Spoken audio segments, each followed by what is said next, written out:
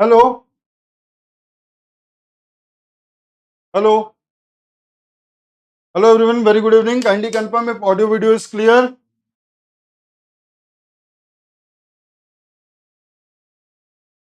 Very good evening, please confirm if audio video is clear.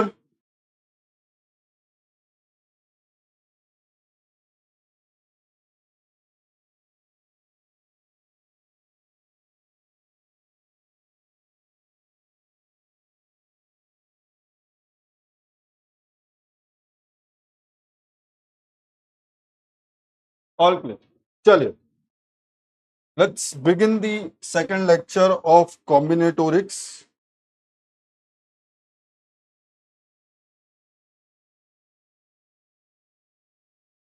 तो कल हम लोगों ने इंट्रोडक्शन टू रिकरेंस रिलेशन को देखा and we were discussing the formation of recurrence relation. Now आज क्या सर कुछ होमवर्क दिया था related to formation of recurrence relation.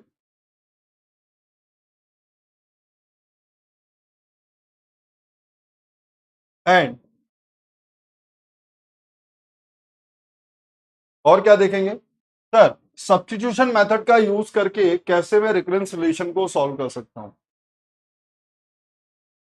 जो ये नेक्स्ट टॉपिक है, solution of recurrence relation using method of characteristic roots, ये आज स्टार्ट होगा या नहीं ये आप लोगों के डिसीजन के ऊपर डिपेंड करेगा। अगर आप लोग लेंदी क्लास के लिए तैयार हैं then will start this particular topic, otherwise ये बहुत ही क्लमजी टॉपिक है तो इसको पूरा एक सिंगल सेक्शन में कंप्लीट करेंगे। चलिए, so this is your first homework problem, what will be the solution, फटाफट से बताइए क्या सॉल्यूशन है इसका।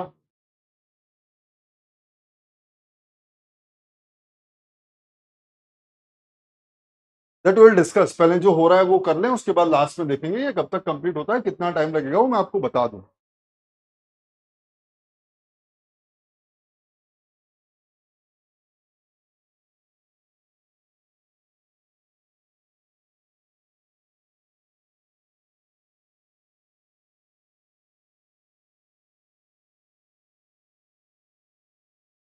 ये नहीं हुआ था, कल जो हुआ था उसके अंदर हमने बोला था person is allowed to skip at most one step, और यहां पर है person is allowed to skip at most two steps. कौन है ये कल हो गया था? दीपाली जी, होमवर्क दिए जाएं तो उनको ट्राई किया कीजिए तो पता चलेगा कि ये कल हुआ था या नहीं हुआ था। ठीक है, ये कल नहीं हुआ था साहब।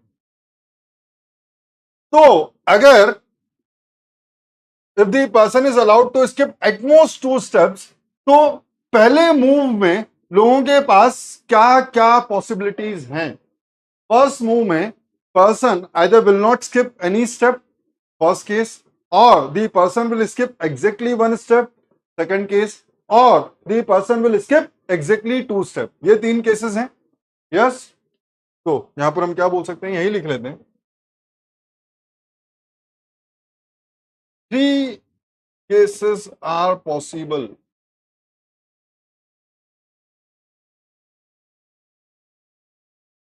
First, when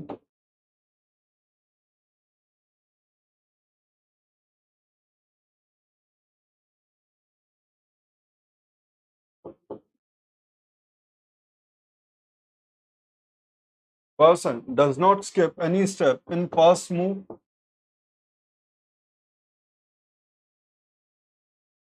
second,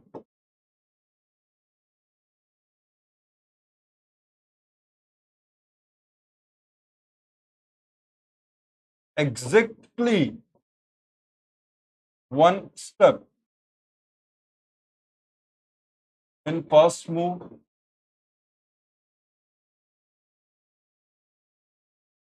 third,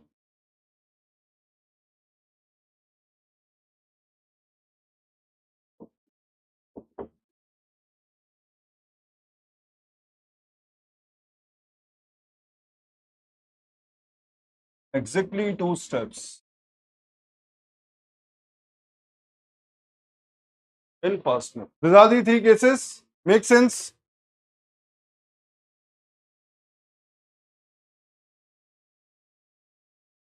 Right? So In the first move, either you will not skip any step, or you will skip exactly one step, or you will skip exactly two steps. Therefore, A n will be what? A n will be, so in the first step, in how many ways a person does not skip any step in the first move? So there is only one way in which person does not skip any step in the first move. Now, the remaining n minus 1 steps can be covered in a n minus 1 ways. So, these are the number of ways to climb n steps when in the first move the person does not skip any step. Or in how many ways the person can skip exactly one step in his first move. So there's only one way to skip exactly one step. Now, if you have skipped one step and one you have already climbed, then you are left with n minus 2 steps. So remaining n minus 2 steps can be covered in a n minus 2 ways, or the person can skip exactly two steps in his first move only in one way, and remaining n minus 3 steps can be covered in a n minus 3 ways. Yes or no? Is it clear to everybody? So what will be a n?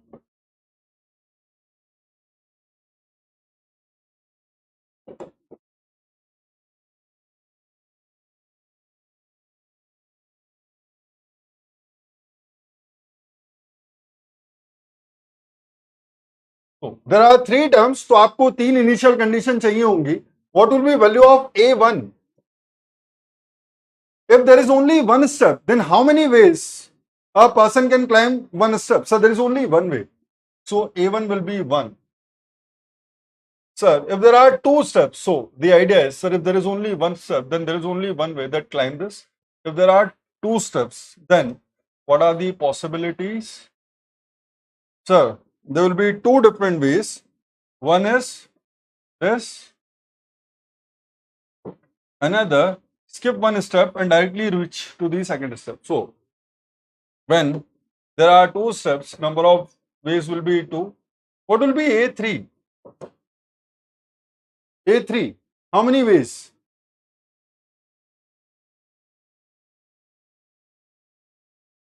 A3, what will be value of A3? A3 equals to 4, correct. So let's look at this.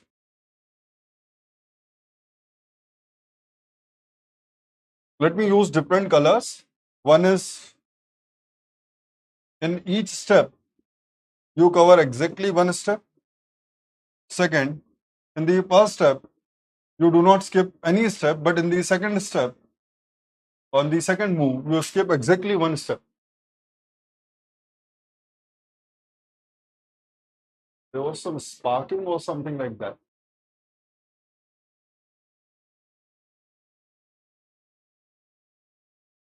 Now, another is, then the first move, the person can skip exactly one step, and then in the second move, it does not skip any step. Or the final one is that in the first move itself, the person skipped 2 steps and directly reaches to the third step. Right? So the value of A3 will be equals to 4. This initial conditions are very important because जैसे जैसे आपकी initial condition बदलेगी, आपके reconciliation का solution बदलता चला जाएगा. Clear है सबको?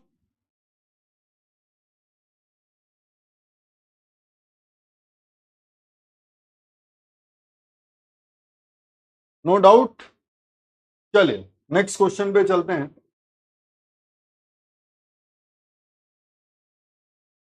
Next homework problem. What is the reconciliation for this problem?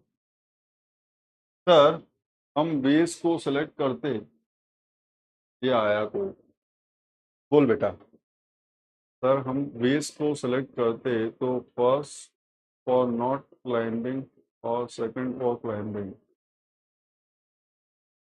बेटा आपको एन स्टेप चढ़नी तो है ही, तो आप when you are not climbing there is no way. I mean you ultimately need to cover all n steps.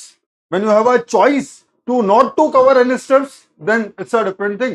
but you ultimately need to climb all n steps, then there is no other alternative available.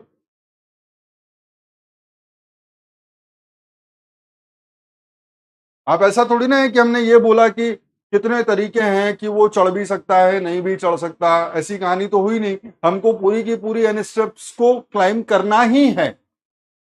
तो this nothing like कि वो पहले move में कुछ climb करता है या नहीं करता है, उसको फर्स्ट मूव लेना ही लेना है। अब वो कैसे लेगा, इसके ऊपर आपके केसेस बनेंगे। क्लियर है ब्रज? यहां पर ये चॉइस थोड़ी ना थी कि हम उसको क्लाइम ही ना करें। A N 4 times a n minus 1, 12 times a n minus 2, 24 times a n minus 3, 24 times a n minus 4, मर गए रे। 4 times a n minus 1 ना, okay. 4 times a n minus 1 plus 4 times a n minus 2, very good. चलिए बताइए भाई फटाफट से। Only one answer is correct. समझने की कोशिश करते हैं कि है क्या। मैं आपको एक थोड़ी सी हिंट देता हूं सर। मैं ये ए एन माइनस 1 या ए एन माइनस 2 या ए एन माइनस 3 कब लिख सकता हूं, उसकी पिक्चर आपको समझनी आनी चाहिए। जब तक आपको ये समझ में नहीं आएगा कि मैं इस फॉर्मेट में कब लिख सकता हूं, तब तक आप इन क्वेश्चंस को सॉल्व नहीं कर पाओ। तो यहां पर देखो क्या बोल रहा है, A N represents the number of ways to arrange a pile of N chips. तो आपको एक कॉलम बनाना है एन चिप्स का, ठीक है, using red, green, blue, white and gold colour chips such that there's a restriction such that no two gold color chips are together। कभी भी दो गोल्ड कलर की चिप्स साथ में नहीं आ सकती। नाउ क्वेश्चन को देख के आपको पहली चीज तो ये समझ में आना चाहिए कि सर कितनी रेड चिप है, कितनी ग्रीन चिप है, कितनी ब्लू चिप है, कितनी व्हाइट चिप है, कितनी गोल्ड चिप है, इसकी कोई इंफॉर्मेशन नहीं है। So you have unlimited number of red chips, you have unlimited number of green chips, you have unlimited number of blue chips, you have unlimited number of white chips, you have unlimited number of gold chips, and you need to arrange a column of n chips out of those unlimited numbers। clear? ठीक है, इतना समझ में आया कि हमारे पास बहुत सारी चिप हैं, ऐसी कोई लिमिटेशन नहीं है। आप बोलोगे सर अगर चिप खत्म हो गई तो, ऐसी सिचुएशन है नहीं। चलिए तो अब क्वेश्चन को समझने की कोशिश करते हैं कि होगा कैसे। सो हमको अरेंज करना है एक पाइल ऑफ एन चिप। मान लीजिए कि ये कुछ है, तो this is your first chip, this is your second chip, this is your third chip, this is your fourth chip and so on, this is your nth chip। So ultimately there are n chips।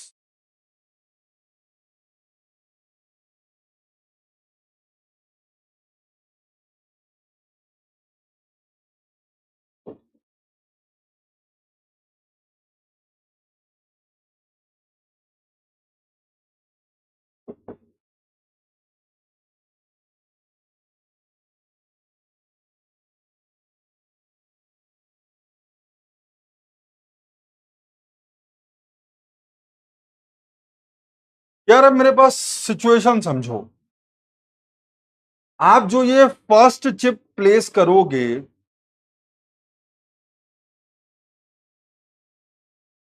इसमें आपके पास दो possibilities हैं। क्या? सुनना sir, आप पांचों में से किसी भी कलर को प्लेस कर सकते हो। नाउ द आइडिया इज, आप जो फर्स्ट चिप प्लेस कर सकते हो उसके लिए आपके पास टोटल 5 तरीके हैं, हाँ या नहीं? जो आप फर्स्ट चिप प्लेस कर सकते हो उसके लिए आपके पास टोटल 5 तरीके हैं।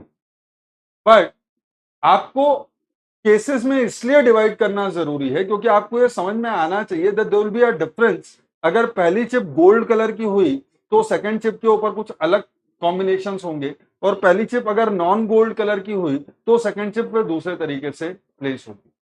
समझ गए बात? दो केसेस हैं, पहली चिप या तो गोल्ड हो सकती है या तो नॉन गोल्ड कलर की हो सकती है। समझ में आता है? अगर पहली चिप गोल्ड कलर की प्लेस की गई तो फिर सेकंड चिप के ऊपर रिस्ट्रिक्शन होगी कि वो गोल्ड कलर की नहीं हो सकती।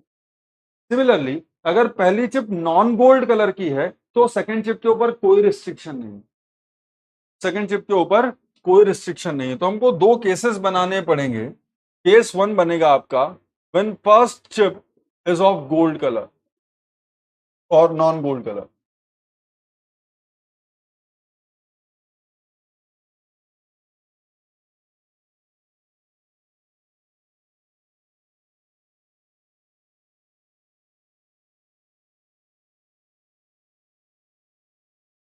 केस टू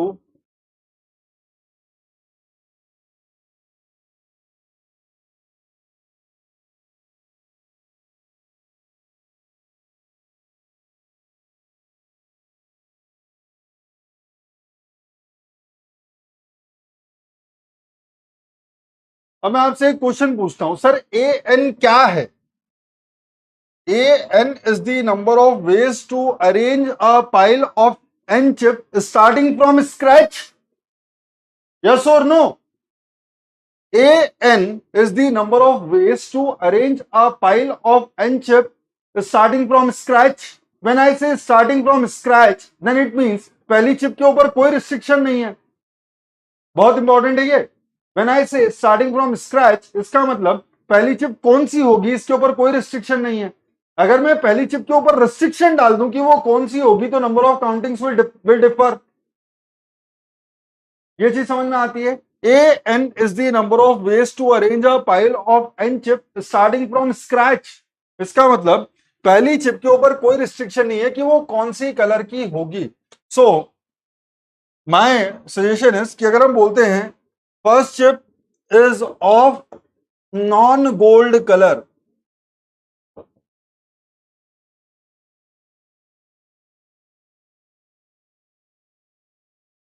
इसका मतलब अगर हम first chip non gold colour की बोल रहे हैं तो हम बोल रहे हैं रेड हो सकती है, ग्रीन हो सकती है, ब्लू हो सकती है, व्हाइट हो सकती है।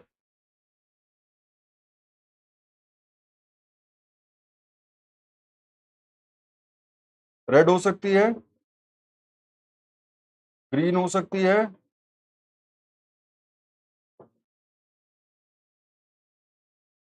ब्लू हो सकती है और व्हाइट हो सकती है। Now what you need to understand is कि अगर आपकी पहली चिप नॉन गोल्ड कलर की है तो क्या सेकंड चिप के ऊपर कोई रिस्ट्रिक्शन है कि वो गोल्ड कलर की हो या नॉन गोल्ड कलर की हो? अगर पहली चिप नॉन गोल्ड कलर की है तो क्या सेकंड चिप के ऊपर कोई रिस्ट्रिक्शन है कि वो किस कलर की होनी चाहिए? नहीं है, नहीं है। तो अगर आपने फर्स्ट चिप को अरेंज कर दिया तो आपको रिमेनिंग कितनी और चिप अरेंज करनी है? n-1 chips. रिमेनिंग आपको कितनी और अरेंज करनी है? n-1 chips. So in how many veg you can arrange a pile of n-1 chips when there is no restriction on the first chip with respect to n-1? Please tell me. In how many ways I can arrange a pile of n-1 chip when there is no restriction on the first chip with respect to n-1? क्या विष्णु ये 5 के पीछे क्यों पड़ गए हो? हैं? समझ में आ रहा है तो समझो, वहीं पे हाँ बोल देता तुम्हारा आंसर गलत है फिर अच्छा लगेगा। n-1 right. सो n-1 चिप के लिए आपके पास n-1 तरीके हैं। दूसरा केस समझने की कोशिश करो, when the first chip is of gold color,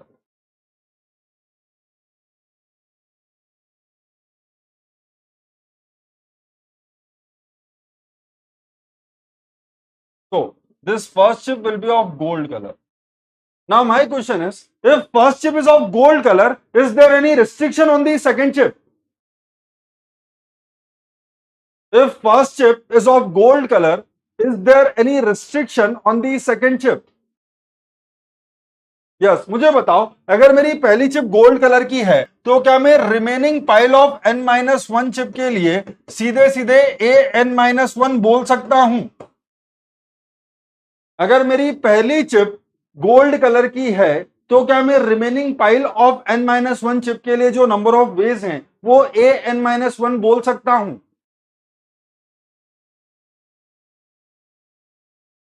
नहीं, क्यों? क्योंकि an-1 will be the number of ways to arrange a pile of n-1 chip when there is no restriction on this bottommost chip. But अभी यहां पर एक restriction है, ये जो बॉटम मोस्ट चिप है ये गोल्ड कलर की नहीं हो सकती, ये गोल्ड कलर की नहीं हो सकती, इसलिए इसको n-1 की फॉर्म में डिनोट नहीं किया जा सकता। तो अब क्या बोलेंगे हम, सर अगर आपकी फर्स्ट चिप गोल्ड कलर की है, if second chip must be of non-gold color.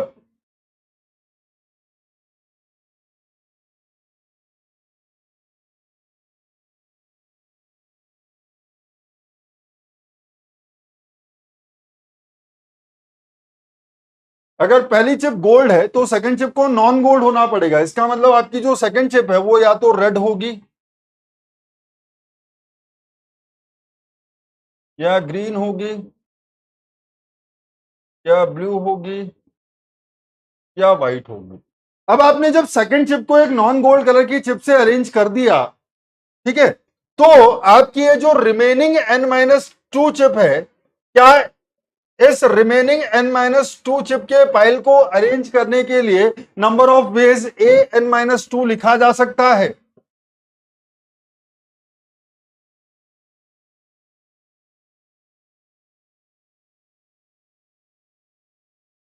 इस बार मैं इसको जो n-2 चिप का पाइल है इसके लिए an-2 लिख सकता हूं, क्योंकि बॉटम मोस्ट चिप के ऊपर कोई रिस्ट्रिक्शन नहीं है कि वो गोल्ड कलर की होनी चाहिए या gold colour non gold colour की। इसका मतलब it is same as if we are trying to construct a pile of n-2 chip starting from the scratch. It is just like we are trying to construct a pile of n-2 chip starting from the scratch. Clear? तो ये दो तरीके हैं, सुनो अच्छे से।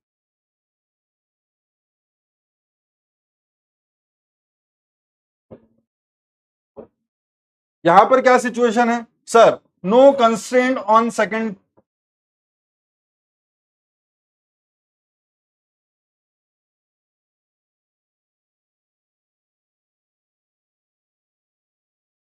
No constraint on second chip. Clear? So what will be an?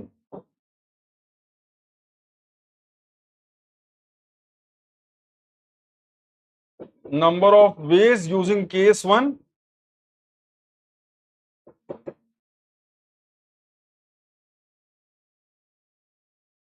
or number of ways using case 2.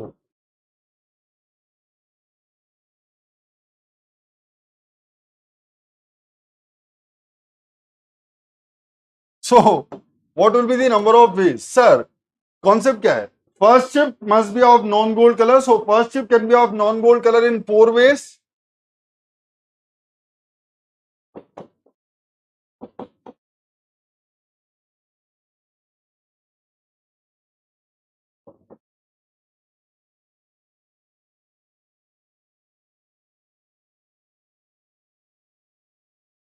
First chip can be of non-gold color in 4 ways, and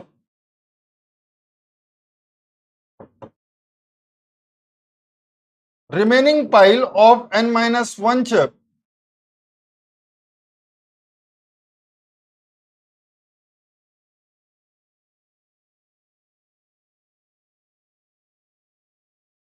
can be arranged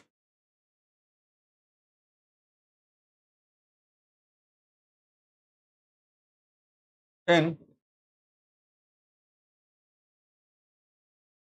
an-1 ways, right? Plus the second case में first chip has to be of gold color. So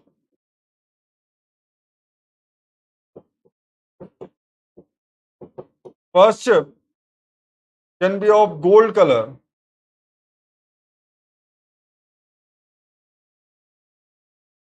only in one way. इसके बाद second chip के ऊपर restriction है कि वो non gold होनी चाहिए। Second chip can be of non gold colour.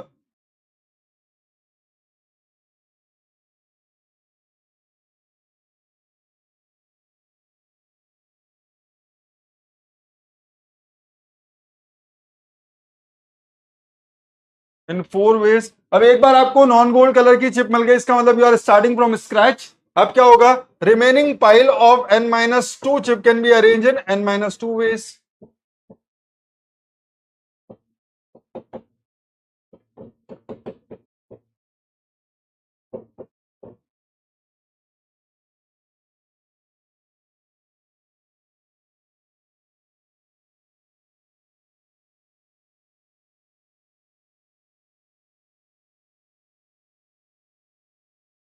Clear है भाई?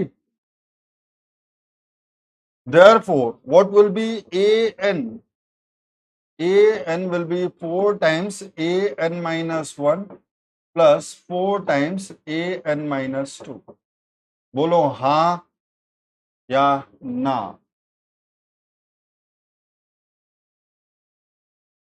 खा लो हिमांशु।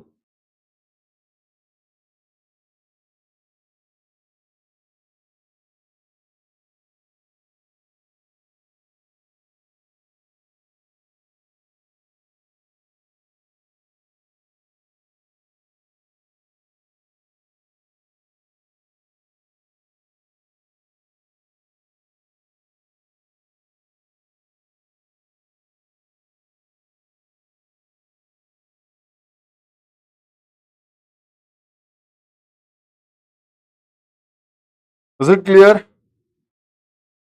प्लीज फटाफट से, इज इट क्लियर?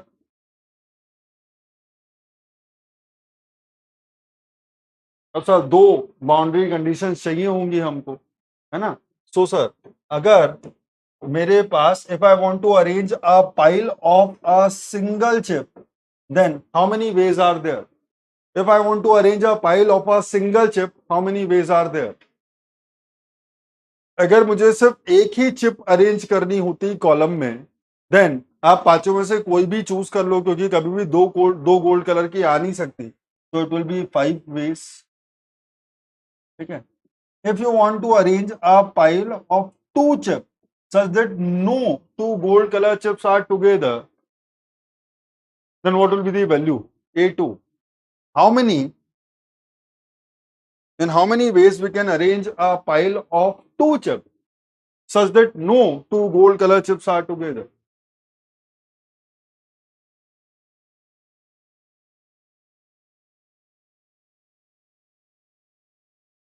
ढंग से काउंटिंग करो, ढंग से काउंटिंग करो।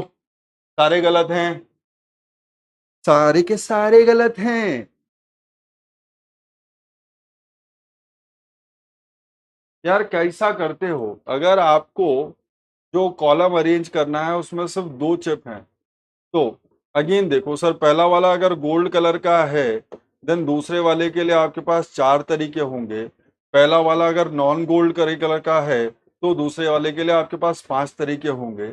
सो this will be, sir if the first one is of gold colour, then for second one you will have four choices. Or if the first one is of non-gold color, then for the second one you will have two choices. Therefore, it will be 24.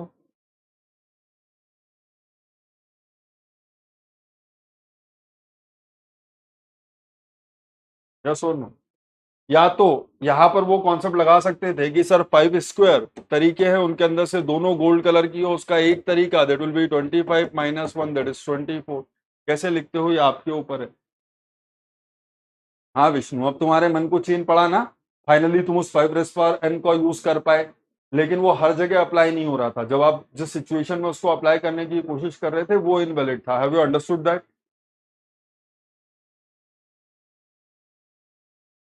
Vishnu, समझ में आया कि आपका जो 5 race power N वाला concept था वो गलत था?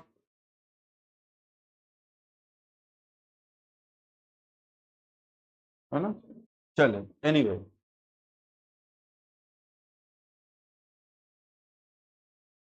देखो बच्चा, अब मैं आपको क्लियरली एक बात बोलूं, आप में से कईयों को लग रहा होगा कि ये कर कैसे रहे। क्या मैं ऐसा कुछ कर रहा हूं जो एक इंजीनियर को समझ में नहीं आना चाहिए? क्या मैं ऐसा कुछ कर रहा हूं जो एक इंजीनियर को समझ में नहीं आना चाहिए? Do we need the knowledge of any subject for writing this equation? या किसी, क्या ये इसकी डिपेंडेंसी किसी भी सब्जेक्ट पे आपको लगता है कि है, कि हमने ये पढ़ा होता या आपने ये पढ़ाया होता तो हम ये कर पाते? Is the general aptitude, is just the general aptitude, है ना। चलो भाई, नेक्स्ट होमवर्क, इसका आंसर दो फटाफट से।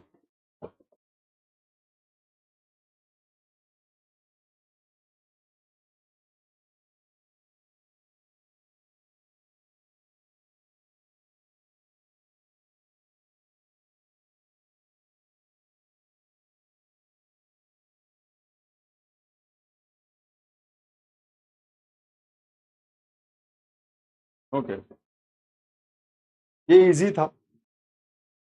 तो सर, कहानी क्या है? Let A N represents the number of N digit binary sequences of 0 and 1, ठीक है, विथ नो कॉन्जिक्यूटिव जीरोस। इसका मतलब कभी भी दो जीरो साथ में नहीं आने चाहिए, दो जीरोस साथ में नहीं आने चाहिए। तो हम यहां पर वापस से दो केस बनाते हैं। क्या सर? देखो कंडीशन क्या है, आप जो ए एन है वो ए एन किसको रिप्रेजेंट करता है? जब आप ए एन को देखते हो तो फर्स्ट बिट के ऊपर कोई रिस्ट्रिक्शन नहीं है कि वो 0 होनी चाहिए या 1 होनी चाहिए।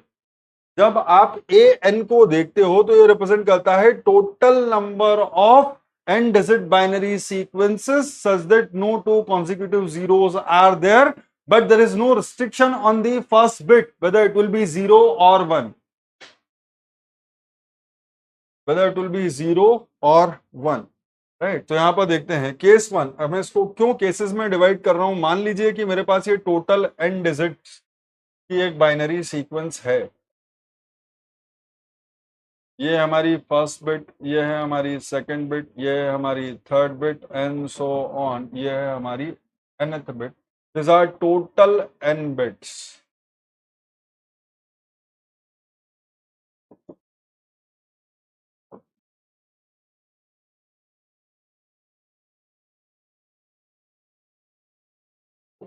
दो अलग अलग केसेस को समझने की कोशिश करते हैं। केस वन क्यों अलग कर रहे हैं ये समझना। Case one, when first bit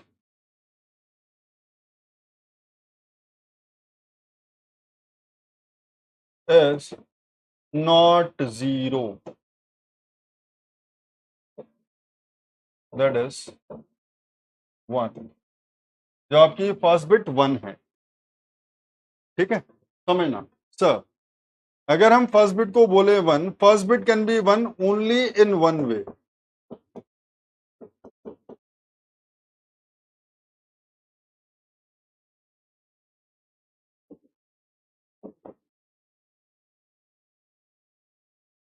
now my question is, अगर आपकी फर्स्ट बिट 1 है, is there any restriction on the second bit?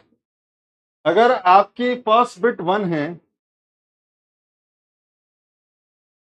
तो is there any restriction on the second bit? No sir.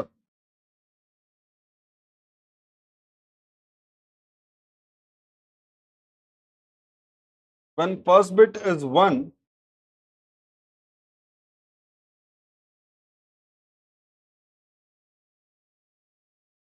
then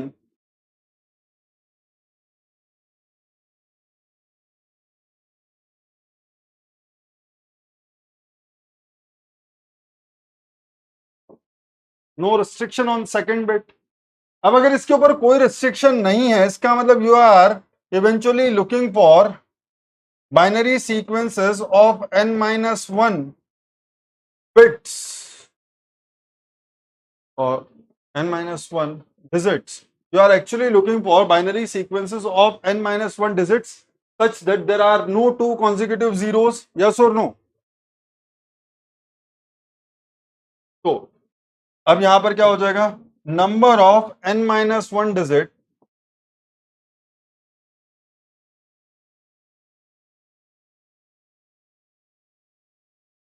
binary sequences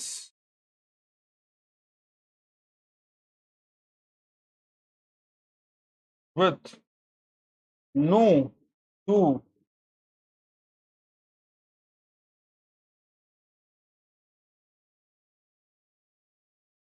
consecutive zeros can be given by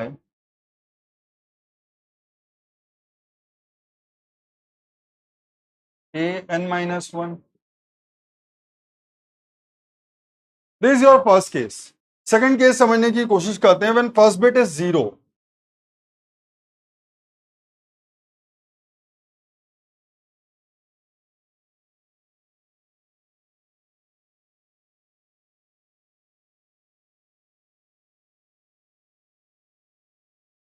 now if the first digit is 0, is there any restriction on second bit?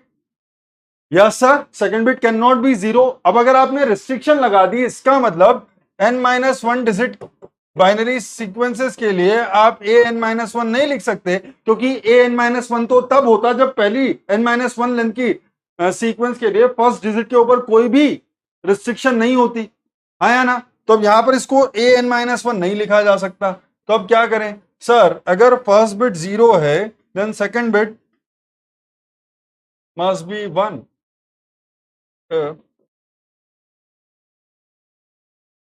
first bit is 0, then second bit must be 1.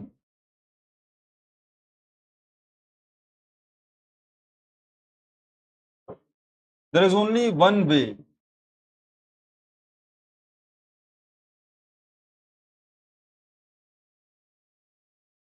For second bit to be 1. Now, अगर अब second bit 1 हो गई, अगर second bit 1 हो गई, then no restriction on this bit. No restriction. Therefore, ये जो n-2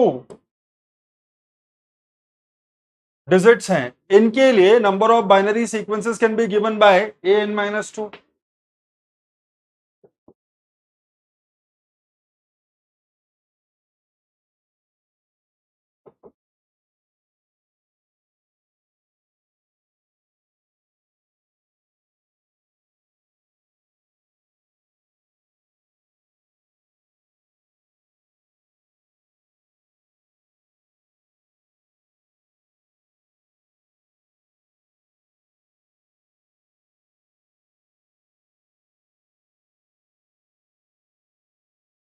Can be given by an-2. Therefore, what will be an?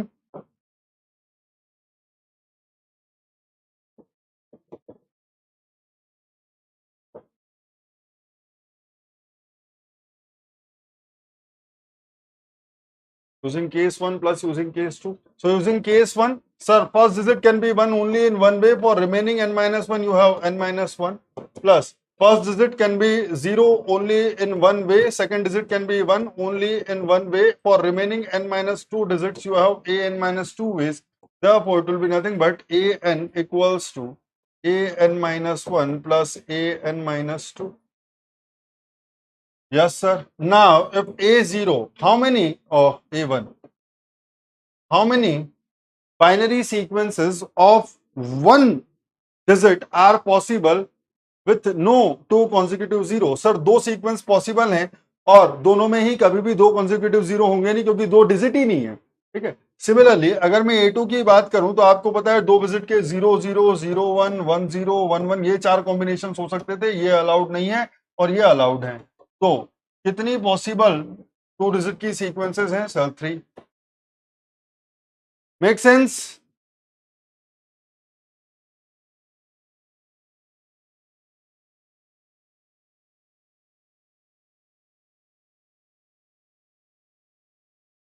बोलो, क्लियर है? Sir in previous question A1 equals to 5 कैसे हुआ?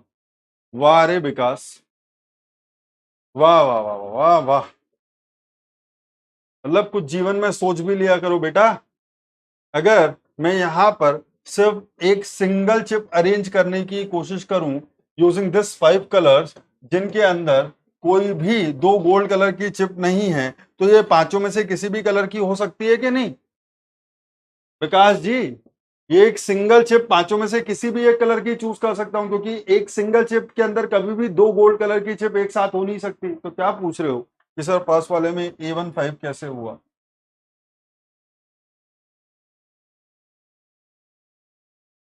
यस, वही तो कर रहे हैं यार। ऊपर देखो लिखा क्या है। तो this similar to writing a recursive function. हम कर क्या रहे हैं? फॉर्मेशन ऑफ रिकरेंस रिलेशन वही तो कर रहे हैं आशुतोष जी। क्या अभी अभी बाहर आए हो क्या सदमे से? कुछ भी बता देते हो यार। रिकर्सिव फंक्शन लिखने का तरीका है ये, तो पढ़ ही वही रहे हैं भाई, कुछ और पढ़ा रहा हूं क्या? हाँ कसम। इसका आंसर दीजिए, जिन लोगों ने ट्राई किया है उनमें से इसका आंसर किस किस का सही है मैं ये जानना चाहता हूं।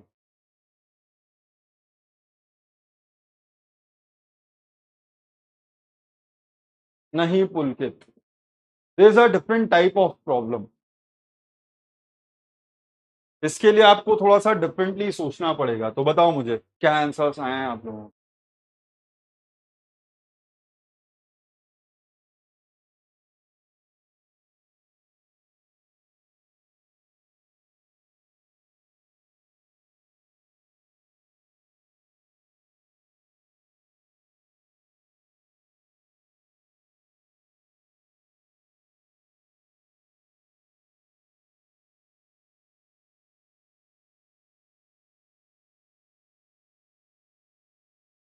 Madhusudan, okay, N times.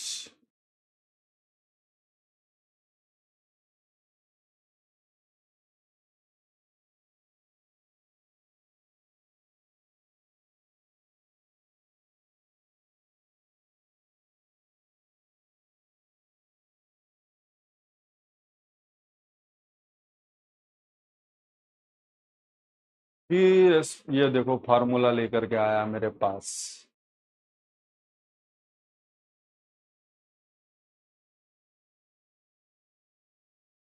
काय का फार्मूला लिखे हो बेटा?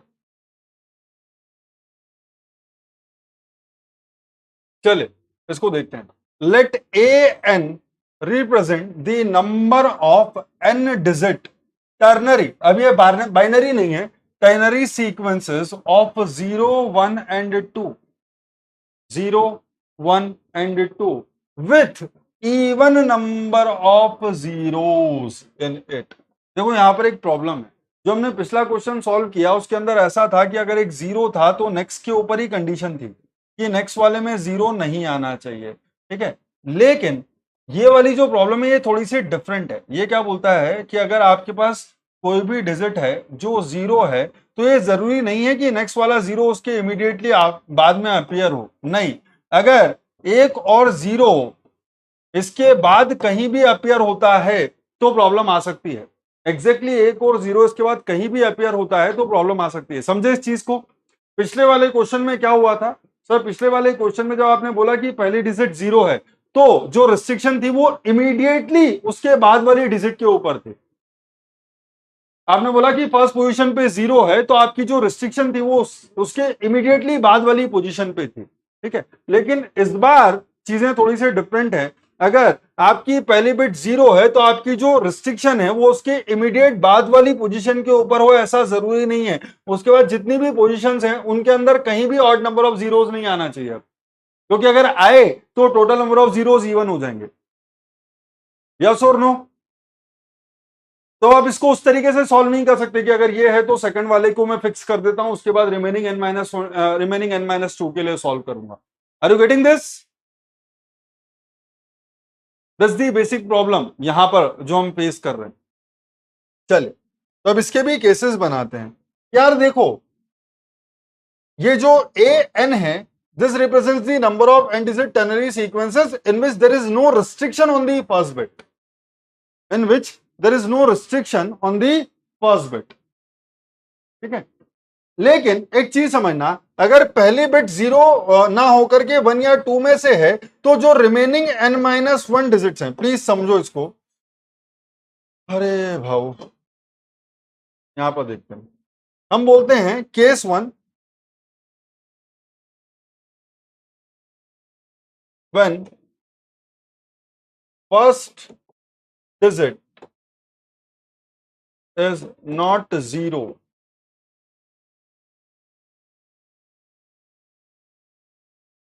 दैट इज वन और टू।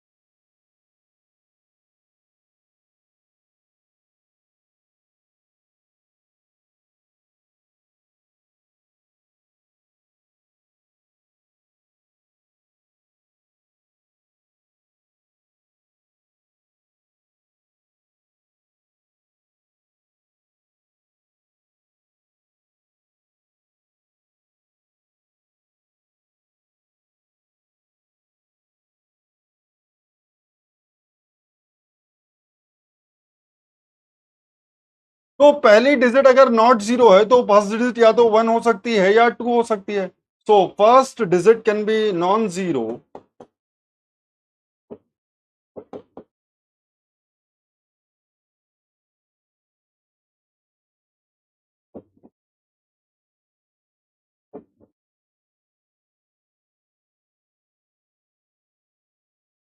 In two ways. अब दूसरी चीज समझो, अगर पहली डिजिट जीरो नहीं है then you are actually looking for a sequence of n minus one digit ternary sequences with even number of zeros. So अगर पहला वाला जीरो नहीं है तो अगर n माइनस वन में भी इवन नंबर ऑफ जीरोस रहे तो टोटल n डिजिट में भी इवन नंबर ऑफ जीरोस ही रहेंगे. अगर पहले डिजिट जीरो नहीं है, उस सिचुएशन में अगर n माइनस वन डिजिट्स में इवन नंबर ऑफ जीरोस हैं तो टोटल n डिजिट में भी इवन नंबर ऑफ जीरोस ही रहेंगे. हाँ या नहीं? तो this are n minus one digits.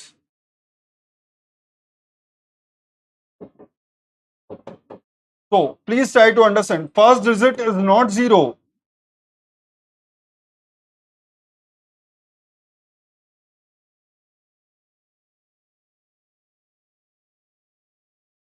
Therefore, we are looking for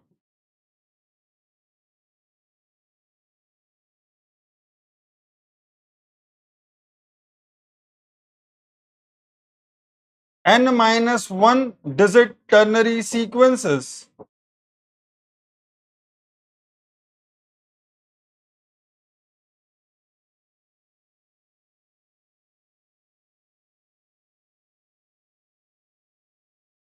with even number of zeros.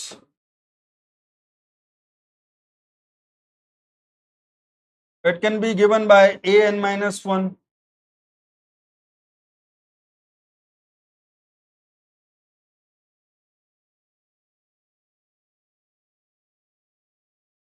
Make sense? हाँ हाँ ठीक है. अब देखो case to.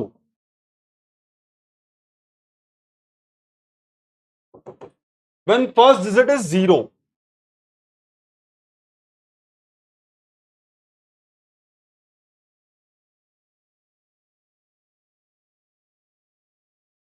so please try to understand. First digit can be zero only in one way.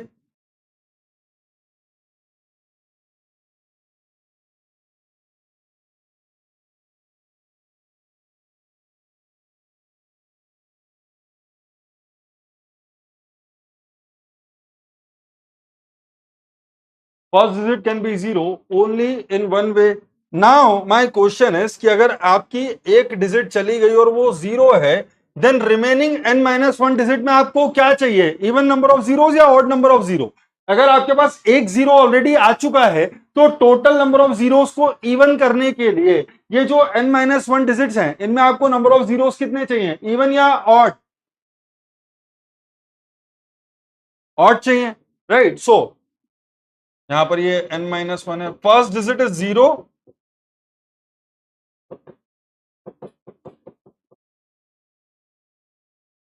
Therefore, we are looking for number of n minus one digit ternary sequences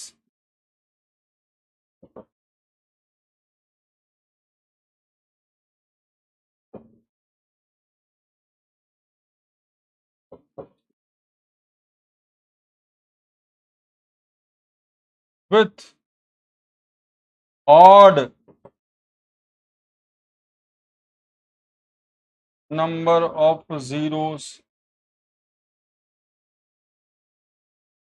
अब एक बहुत ही सिंपल सा कॉन्सेप्ट है sir. अगर मैं n minus one digit की total ternary sequences लेता हूं और उनमें से जो इवन नंबर ऑफ जीरोस वाली टर्नरी सीक्वेंसेस हैं उनको सेपरेट कर देता हूं, then I will remain with the total number of ternary sequences with odd number of zeros. Yes और नो? सर ये जो पूरी कैलकुलेशन है ये कैसे निकाल सकते हैं? Sir this will eventually be equals to total number of ternary sequences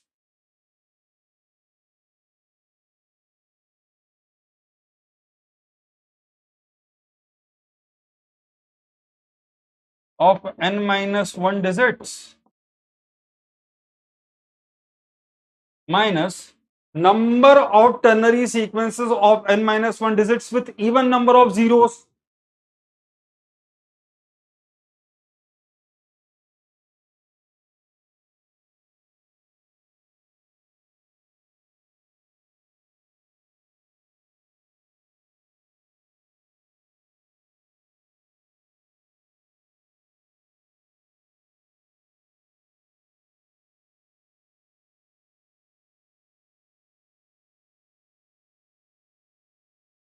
बोलो ये क्लियर है? ये जो मैंने लिखा क्या ये क्लियर है सबको? फटाफट से बताओ। That if you are looking for number of n-1 digit ternary sequences with odd number of zeros, so total जो sequences हैं उनके अंदर से even number वाली sequences को हटा दो तो जो बची हुई sequences हैं उनके अंदर odd number of zeros होंगे। Make sense? Yes sir. Now n-1 digit की total number of ternary sequences कितनी होंगी? सर n-1 डिजिट की total number of ternary sequences होंगी 3n-1। Y?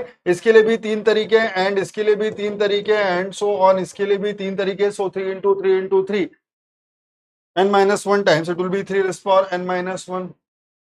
Now please try to understand. It is already given in the question that number of n-digit ternary sequences with even number of zeros is an. Therefore, number of n-1 digit ternary sequences with even number of zeros will be an-1.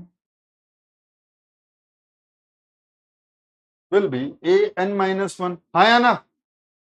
तो total जो sequences हैं उनके अंदर जो n-1 digit की sequences हो सकती थी with even number of zeros वो होती an-1. उनको सब्ट्रैक्ट कर दो, you will get the number of ternary and you will get the number of n-1 digit ternary sequences with odd number of zeros. Make sense? बस इतनी ही कहानी थी। जो ये समझ गया उसको आंसर मिल गया। जो इस कॉन्सेप्ट को एनालाइज कर गया, ये जनरली हम बाइनरी सीक्वेंसेस में कितनी फ्रीक्वेंटली करते हैं, हाँ या ना? अगर हमको ऑड नंबर की निकालनी हो तो टोटल माइनस इवन वाले को सब्ट्रैक्ट कर दो, यही करते हैं ना? चलिए सर, तो यही था। अगर हमसे कोई पूछेगा what is an, number of sequences using case 1 plus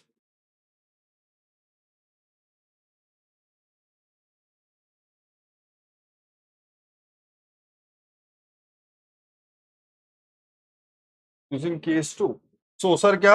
Sir, first digit can be non-zero in two ways and number of n-1 digit ternary sequences with even number of zeros can be given by an-1 plus first digit can be zero only in one way and number of n-1 digit ternary sequences with odd number of zeros can be given by 3 raised power n-1 minus of an-1.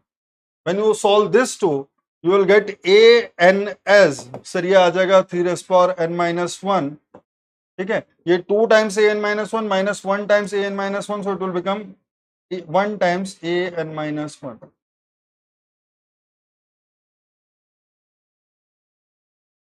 Clear है? चलिए, a1 will be what? How many one digit ternary sequences are there with even number of zeros? Sir, there are two such sequences. या तो 1 ले लो या 2 ले लो, या तो 1 ले लो या 2 ले लो। क्लियर है? और यहां पर एक ही है इसलिए आपको सिर्फ एक ही टर्म चाहिए। क्लियर? चलो बोलो, बढ़िया है। किसी को कोई भी डाउट है तो अब बोलो। मैंने सारे के सारे कॉन्सेप्ट बता दिए हैं कि आप कैसे अप्रोच करोगे क्वेश्चन को जिसके अंदर वो गिवन सिनेरियो में आपसे उस सिनेरियो को रिप्रेजेंट करने के लिए रिकरेंस रिलेशन पूछ रहा है। Make sense? चलिए सर, तो हमारा पहला एस्पेक्ट था ये समझना कि गिवन अ प्रॉब्लम, उस प्रॉब्लम को रिप्रेजेंट करने के लिए रिकरेंस रिलेशन कैसे लिखा जा सकता है। अब जो दूसरी प्रॉब्लम है वो ये कि गिवन अ रिकरेंस रिलेशन, उसका सॉल्यूशन कैसे निकालूं। गिवन अ रिकरेंस रिलेशन, उसका सॉल्यूशन कैसे निकालूं? या तो फिर सबसे पहले ये समझो कि given a recurrence relation, what do I mean by the solution of a recurrence relation? What is the solution of a recurrence relation? अगर ये एक रिकरेंस रिलेशन है, इसको सॉल्व करना मतलब क्या? अगर ये एक रिकरेंस रिलेशन है तो इस रिकरेंस रिलेशन को सॉल्व करने का मतलब क्या? सीरीज बनाना। ठीक है, सीरीज बना के उसको सॉल्व करना, सो दैट आपको जो फाइनल सॉल्यूशन मिले वो इन टर्म्स ऑफ एन हो, उसके अंदर कोई भी ये रिकरिंग टर्म ए आई ना हो, कोई भी ये रिकरिंग टर्म ए आई ना हो। आप में से मैक्सिमम लोगों ने अभी तक जो सॉल्यूशन पढ़े हैं वो सब्स्टिट्यूशन मेथड के थ्रू पढ़े हैं, लेकिन अब हम इससे दूर हो जाएंगे। हम ये डिस्कस करेंगे, डेफिनेटली ये डिस्कस करेंगे, क्योंकि बहुत सारे केसेस में इसकी जरूरत पड़ सकती है, और कई बार अगर आपको कॉन्सेप्ट टफ लगे तो आप इस चीज का यूज करके सॉल्यूशन निकालने की कोशिश कर सकते हो। लेकिन हमारा जो प्राइम ऑब्जेक्टिव होगा वो होगा मेथड ऑफ कैरेक्टरिस्टिक रूट को समझना, कि उसका यूज करके कैसे सॉल्यूशन दिया जा सकता है। और जब हम नेक्स्ट कॉन्सेप्ट पढ़ेंगे जनरेटिंग फंक्शन, तो उस टाइम पे मैं आपको ये भी बताऊंगा कि किसी रिकरेंस रिलेशन का solution using the concept of generating function कैसे निकाला जा सकता है। ठीक है, तो ये दो अलग अलग चीजें हैं। तो if we talk about solution of recurrence relation, then generally we have three different methods, using substitution method, using method of characteristic roots. यहाँ पर एक और कॉन्सेप्ट आता है using the concept of method of undetermined coefficient, वो भी करेंगे। ठीक है, using the concept of generating function. अब आप में से कई लोगों को पता होगा सर, आप में से कई लोगों को पता होगा the concept of master theorem. ठीक है, तो मास्टर थ्योरम से आप कभी भी एग्जैक्ट सॉल्यूशन नहीं निकाल सकते, प्लीज ट्राई टू अंडरस्टैंड। अगर मेरे पास कोई एक रिकरेंस रिलेशन है A N equals to something, और अगर इसका सॉल्यूशन आता है A N equals to 3.5 into N square, 3.5 into N square, तो मास्टर थ्योरम इसका सॉल्यूशन क्या देगी? सर मास्टर थ्योरम बोलेगी that this is order of N square. Master theorem आपको बताएगी दैट दिस रिकरेंस रिलेशन का जो सॉल्यूशन है, that solution is order of N square. आया ना? आगम जी, वो फेवरेट हो सकती है, लेकिन हमारा जो ऑब्जेक्टिव है उस वो मास्टर थ्योरम से पूरा नहीं होता। पहले कॉन्सेप्ट को समझने की कोशिश करो। अगर मेरे पास एक रिकरेंस रिलेशन है और उसका सॉल्यूशन एक्चुअल में आता है A N equals to 3.5 N square, right, तो मास्टर थ्योरम आपको ये बताएगी that the solution will be of order of N square. Solution will be of order of N square, right. लेकिन हमको चाहिए ये एग्जैक्ट सॉल्यूशन। अब अगर आपके पास जो आंसर है, ए लिखा हुआ है 2n स्क्वायर, बी लिखा हुआ है 3.5n स्क्वायर, ठीक है, सी लिखा हुआ है जैसे 3n स्क्वायर, और डी लिखा हुआ है सिर्फ n square, will you be able to give the answer using the concept of master theorem? नहीं सर। हाँ, कुछ केसेस के लिए वैलिड नहीं है, वो तो अलग चीज है, लेकिन उसके अलावा भी जहां पर वैलिड भी है वहां पर आप सिर्फ ऑर्डर बता सकते हो, आप कांस्टेंट की एग्जैक्ट वैल्यू नहीं बता सकते। आप वहां पर सिर्फ ऑर्डर बता सकते हो, कांस्टेंट की एग्जैक्ट वैल्यू नहीं बता सकते, है ना? सो अगर आप मास्टर थ्योरम के पीछे पढ़ोगे, अगर आपको ये लगेगा कि अरे मुझे मास्टर थ्योरम आती है, तो आप कई बार सॉल्यूशन, आई मीन जो एग्जैक्ट करेक्ट सॉल्यूशन है वहां तक नहीं पहुंच पाओगे। इसलिए जो मैं बोल रहा हूं उसको अच्छे से समझना, है ना? कई बार लोगों के दिमाग में रहता है अरे सर ये तो हमको आता है, हम कर लेंगे, आपको बताने की जरूरत नहीं है। लेकिन मैं जब बताऊंगा ना, आप में से आधे लोग ये बोलेंगे अरे सर ये क्या करवा रहे हो। ठीक है, कोई बात नहीं आकाश जी, मैं खुद नहीं जानता मास्टर थ्योरम, मुझे मुझे खुद मास्टर थ्योरम से ज्यादा आसान लगता है मेथड ऑफ कैरेक्टरिस्टिक रूट्स, तो मैं हमेशा इसका यूज करके एग्जैक्ट सॉल्यूशन निकाल लेता हूं, rather than of rather than getting the order of the solution of the recurrence relation. चलिए, सबसे पहले समझते हैं क्या है सॉल्यूशन ऑफ रिकरेंस रिलेशन। एक बेसिक सी डेफिनेशन, कुछ भी नहीं है इसके अंदर। So recurrence relation is a function,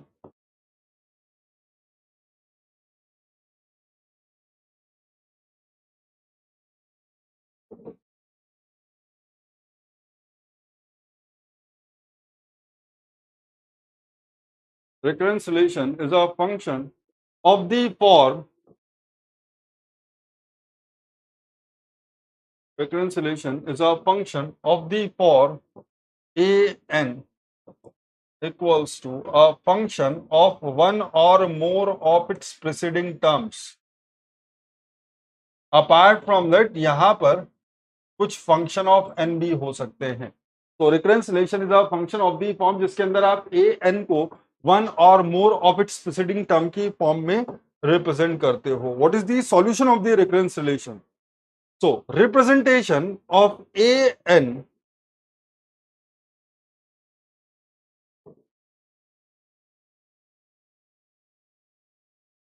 representation of an as a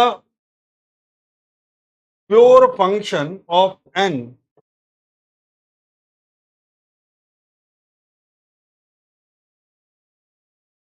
representation of an as a pure function of n. What do I mean by a pure function of n? That is a function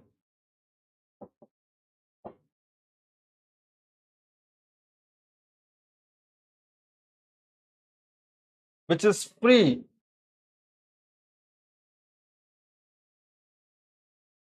from all the terms of type AI,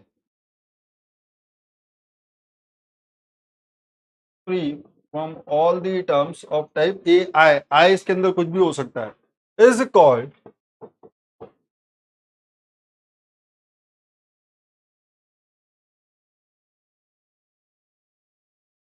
solution of a recurrence relation. ये है solution से मेरा मतलब. ये सबको पता है, इसमें कोई बहुत बड़ी बात है नहीं. ठीक है, चलिए ये तीन मेथड है, फटाफट से नोट डाउन कर लीजिए. That solution of recurrence relation will be can be done using substitution method, can be done using method of characteristic root, can be done using the concept of generating function. तो सबसे पहले देखते हैं method of substitution. सबसे पहले method of substitution क्या है sir? Method of substitution तो आप क्या करोगे सर, ये ए एन है ना, तो आप एन के डिफरेंट डिफरेंट वैल्यूज के लिए उसको रिप्रेजेंट करोगे. आप ए0 लिखोगे, ए1 लिखोगे, ए2 लिखोगे, ए3 लिखोगे, वहां से एक सीरीज बनाने की कोशिश करोगे. उस सीरीज के सॉल्यूशन को हम बोलते हैं recurrence solution of recurrence relation. तो क्या है सर, सब्स्टिट्यूशन मेथड में क्या करते हैं? In this method we use a recurrence relation repetitively. We use recurrence relation repetitively for n equals to 0, 1, 2, 3 etc. ठीक है, देन हम उस एक्सप्रेशन को सॉल्व करते हैं. Then we solve the expression to obtain the solution of recurrence relation. नहीं समझ में आया सर? हमने तो कभी जीवन में किया ही नहीं. Give me the solution of this recurrence relation. Try to identify the solution of this recurrence relation. बच्चों वाला क्वेश्चन है, 1 सेकंड 30 सेकंड भी नहीं लगने चाहिए. What will be the solution of this recurrence relation? बताइए फटाफट से. बच्चों वाला काम है सर. क्या बोला हमने सर? हमने ये बोला that use the recurrence relation repetitively for all the values. तो हमको पता चला सर a0 तो हमको गिवन है कि वो 1 है. ठीक है, a1 क्या होगा सर? सर a1 an को लिख सकते हो आप n times an-1. so this will be 1 time a0. so this will be 1 time 1. Sir अब a2 को क्या लिख सकते हैं? सर a2 को लिख सकते हैं 2 times a2 minus 1, 2 times a1. इसका क्या हो जाएगा सर? 2 टाइम्स, और a1 की वैल्यू है 1 इंटू 1. फिर a3 को क्या लिख सकते हैं सर? a3 को लिख सकते हैं 3 times a2. Now 3 times sir a2 की वैल्यू क्या है? 2 इंटू 1 इंटू 1.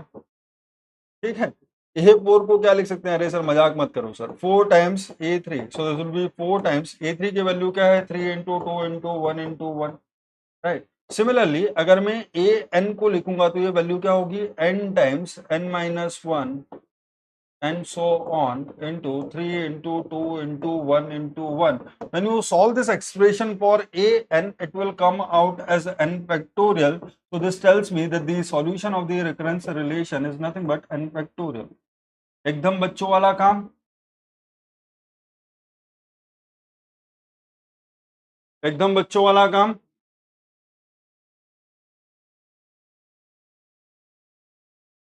आया नहीं? चलिए जाने देते हैं, नेक्स्ट क्वेश्चन पे चलते हैं फटाफट से. इसका सॉल्यूशन दो, इसका सॉल्यूशन दो. अब कुछ बेसिक फॉर्मूलेज हैं वो याद होने चाहिए सीरीज को सॉल्व करने के लिए, तो वो फॉर्मूलाज भी देख लेंगे हम फटाफट से।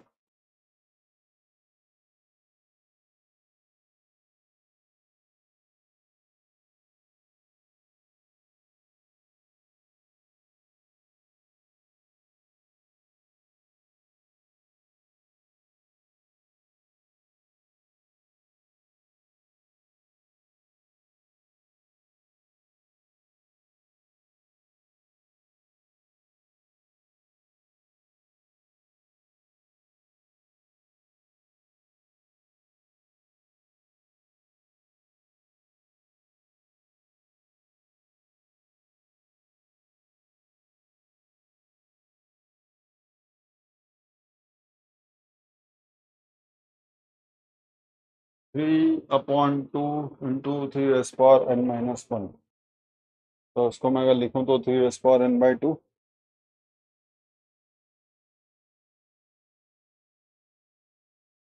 कार्तिक थोड़ा सा देखो वापस से, मुझे कुछ कंफ्यूजन लग रहा है।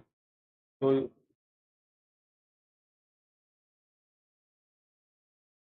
ये n माइनस वन कहाँ है, तो मैं ये समझ नहीं पा रहा। ये ऊपर है पावर में n माइनस वन है या नीचे है?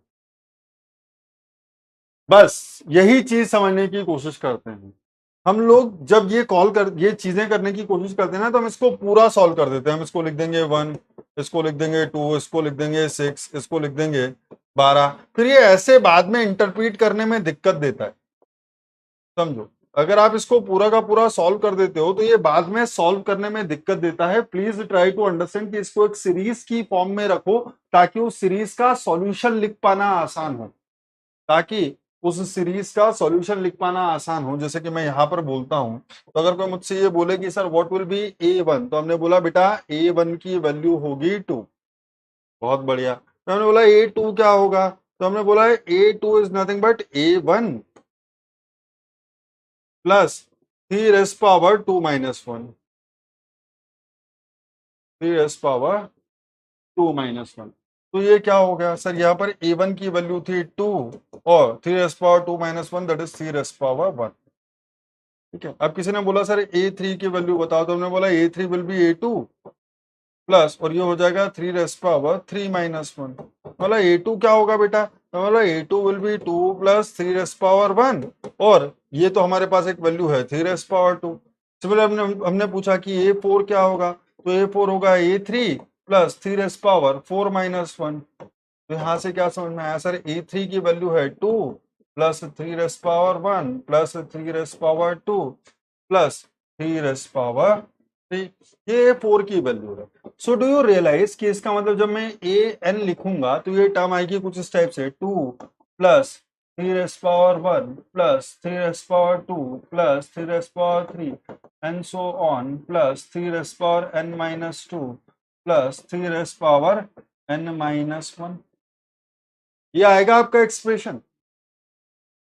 मैं इसको थोड़ा सा और सॉल्व करता हूं सर। इसको क्या मैं इस टू को ऐसा लिख सकता हूं, one plus three raise power zero, sir this two can be written as one plus three raise power zero.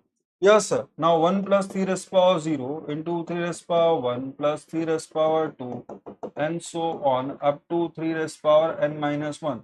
So 0 to n minus 1 कितनी टर्म्स हैं? n terms. 3 raised power 0 to n minus 1 कितनी terms हैं? n terms. इसको मैं वापस से लिखता हूं sir, a n can actually be written as 1 को अलग करो और इस पूरे को अलग करो। इस पूरे में क्या आया सर, इस पूरे में आया 1, और इसको मैं ऐसे लिख देता हूं, 3 raised power 0 plus 3 raised power 1 plus 3 raised power 2 up to 3 raised power n minus 1. So it is a GP. It is a GP. What is the solution of GP?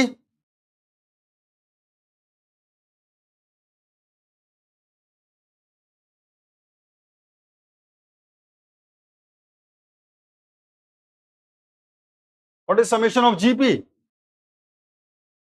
The summation of GP is A into R raised power n minus 1 upon R minus 1, where A is the first term and R is the common ratio. A is the first term. ये मत बोलना कि sir हमको यही नहीं पता है कि क्या होता है। ये कहलाती है फर्स्ट टर्म एंड आर कहलाता है कॉमन रेशो। तो in this scenario first term is 3 rays power 0 that is 1, ठीक है, और n is the number of terms.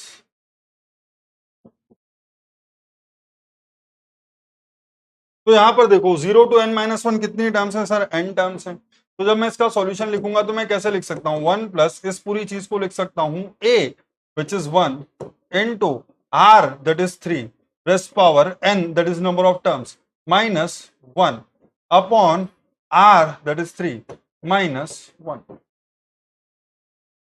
ये हो जाएगा। तो सर ये क्या हो जाएगा? ये है 1 plus 3 rays power n minus 1 upon 2. When you solve this, it will be 2 minus 1, so this will be 3 raised power n plus 1 by 2. Is it okay for everybody? ना समझने की कोशिश करो सर, अगर मैं इनको यहीं पर सॉल्व कर देता तो शायद मैं वो एनालाइज ही नहीं कर पाता। अगर मैं इनकी यहीं पर वैल्यूज ऑब्टेन कर लेता तो मुझे ये सीरीज ही नहीं मिलती। अगर मैं ये वैल्यू ऑब्टेन कर लेता तो मुझे ये सीरीज ही नहीं मिलती। तो अगर कभी भी सब्स्टिट्यूशन मेथड का यूज कर रहे हो तो प्लीज मेक श्योर कि आपको जो एक्सप्रेशंस मिल रहे हैं आप उनको पूरा का पूरा सॉल्व ना करें। आपको जो एक्सप्रेशंस मिल रहे हैं आप उनको पूरा का पूरा सॉल्व ना करें, अदरवाइज आप सीरीज ही नहीं ढूंढ पाओगे। आप उसमें जो पैटर्न है वो पैटर्न एनालाइज नहीं कर पाओगे। क्लियर? चलिए सर इसके ऊपर आइए, find the solution of recurrence relation. फटाफट से बताओ, ये करो जल्दी से, फिर अगला अगला खेलेंगे। I need each and every one of you to provide the solution for this particular problem.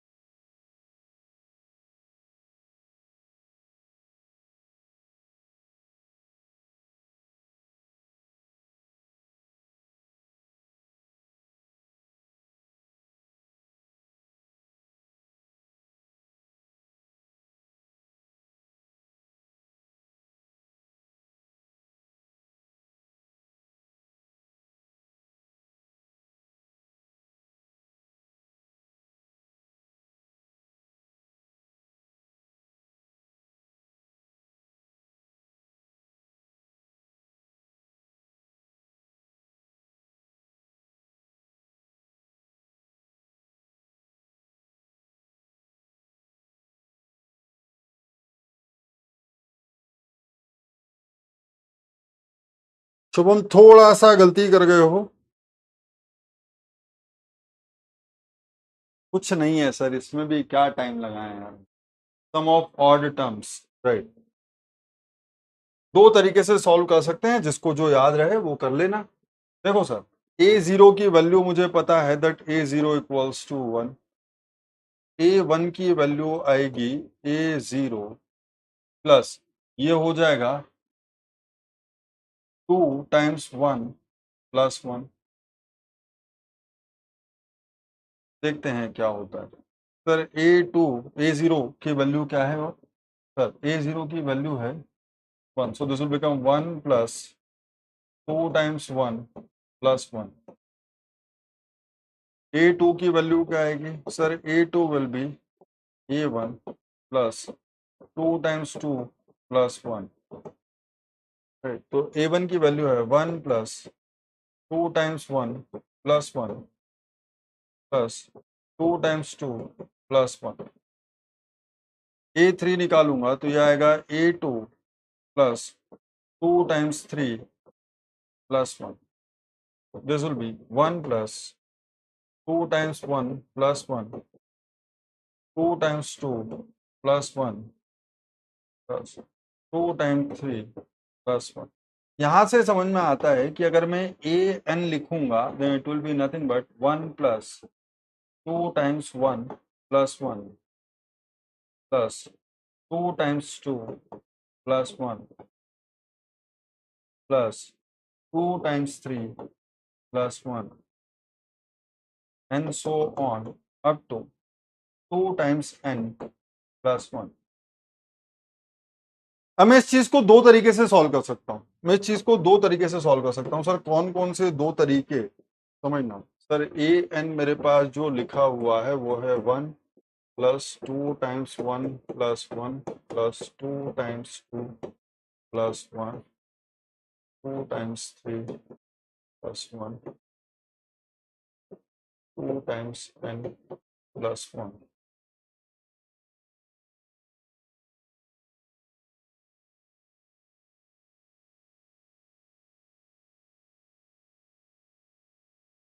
Please try to understand. अगर मैं इसको लिखता हूं तो ये क्या है sir? It is actually 1 plus 3 plus 5 plus 7 plus इसके बाद आएगा 9 and so on up to 2n plus 1। Sir this the summation of odd terms. How many odd terms are there? How many odd terms are there? Sir ये है आपका 2 into 0+1 से लेकर के 2 into n plus 1, so 0 to n plus 1 terms. So this is nothing but the summation of, it is summation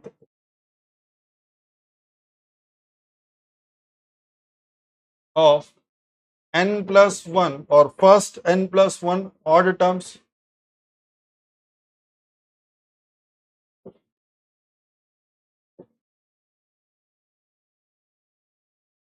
It is summation of first n plus 1 odd terms. Now how many of you know that the summation of first n odd terms is n square?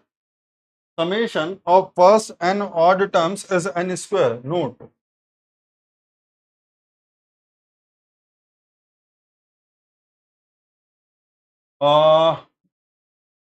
Odd natural numbers terms मत बोलो।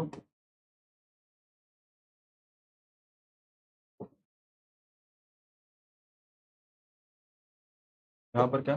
Summation of first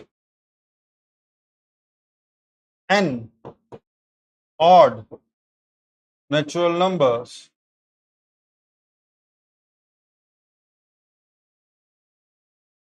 is equals to n square। बचपन की पढ़ी हुई चीजें हैं, भूल गए हम?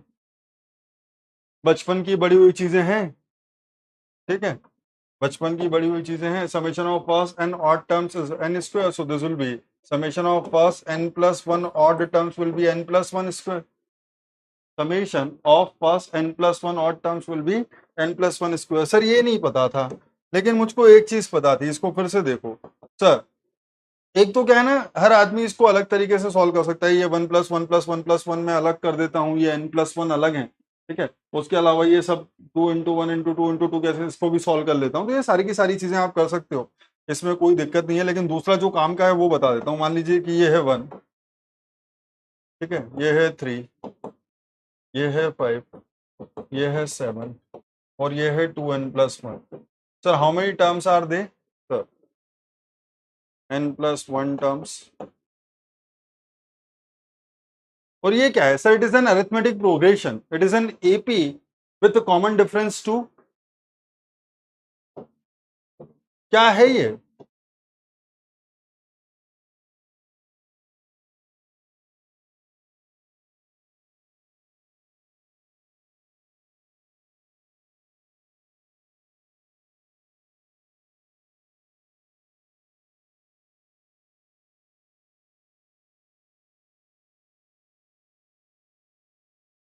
With common difference two. Now what is the summation?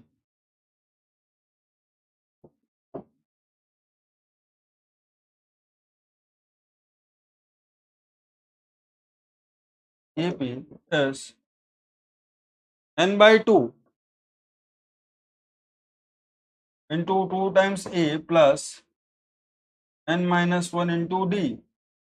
Sir ये नहीं समझ में आए तो और क्या हो सकता है? This is n by 2 into first term plus last term. Why? Because A plus n minus 1 into D is nothing but nth term, first term plus last term. यहां पर देखो सर, टोटल टर्म्स है n plus 1, तो ये क्या हो जाएगा sir? ये हो जाएगा n प्लस 1 बाई 2, ठीक है। First term is 1, last term is 2n plus 1। Last term is 2n+1। ये कितना हो गया सर? ये हो गया n+1/2। यहाँ से क्या आया सर? ये 2n+2, तो यहाँ से 2 कॉमन लिया तो ये क्या आ गया? n+1 आ गया। Got cancelled out, this is nothing but n+1²। I don't know sir ये इतना क्यों बता रहे हो। आप में से 50% लोग एपीजीपी के फॉर्मूले भी भूल चुके हैं, ये मुझे बहुत अच्छे से पता है। आप में से कई सारे लोग एपीजीपी के फॉर्मूले भी भूल चुके हैं, लेकिन अगर आप सब्स्टिट्यूशन मेथड का यूज करोगे तो आपको ये फॉर्मूलाज तो एटलीस्ट आना ही चाहिए। अगर आप सब्स्टिट्यूशन मेथड का यूज करोगे in order to solve the recurrence relation, तो आपको ये एपीजीपी के फॉर्मूले तो एटलीस्ट आने ही चाहिए। अदरवाइज आपको सीरीज दिख जाएगी लेकिन आप बोलोगे यार इसका फॉर्मूला याद नहीं आ रहा, तो क्या करोगे? क्लियर है?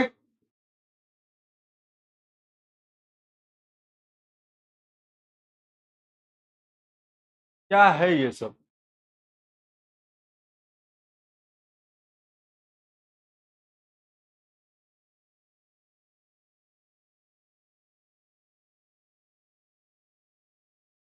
चले ये सॉल्व कीजिए फटाफट से, देखते हैं कितने लोग समझ पाते हैं इस टाइप के क्वेश्चंस को कैसे सॉल्व करना है।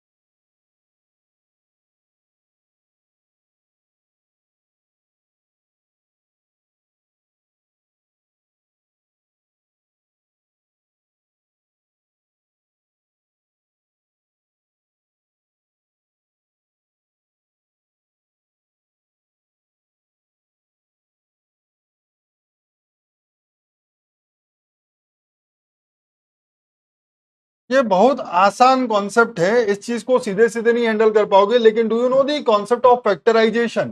Can I write 1/n into n+1 as, can I write 1/n into n+1 as 1/n minus 1/n+1?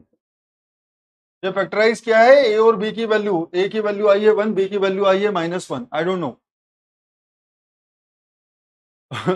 ये भूल गए तो कुछ नहीं कर सकते हम। हाँ है ना, 1/n into n+1 can be written like this. Check कर लो, 1/n into n+1 is 1/n minus 1/n+1। जी सर बिल्कुल लिख सकते हैं। नहीं लिख पा रहे हो तो थोड़ा सा बड़े हो जाओ। यहाँ पर a0 की वैल्यू हमको पता है कि 1 है। a1 की वैल्यू क्या है सर? a1 की वैल्यू होगी a0 प्लस 1/, मैं अब इसको 1/1 माइनस 1/1+1 ऐसे लिख दूं एक साथ? सर मैं 1/1+2 को 1/1 माइनस 1/1+2 लिख दूं?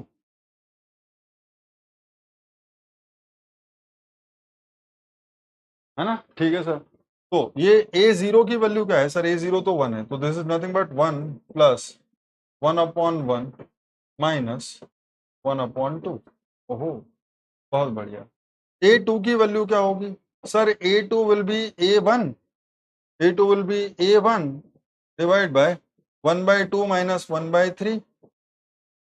तो a1 क्या था? ये था, इसको लिख सकते हो 1 plus 1/1 minus 1/2 plus 1/2 minus 1/3। Similarly a3 की बात करेंगे तो क्या हो जाएगा sir? It will B a2 plus 1/3 minus 1/4।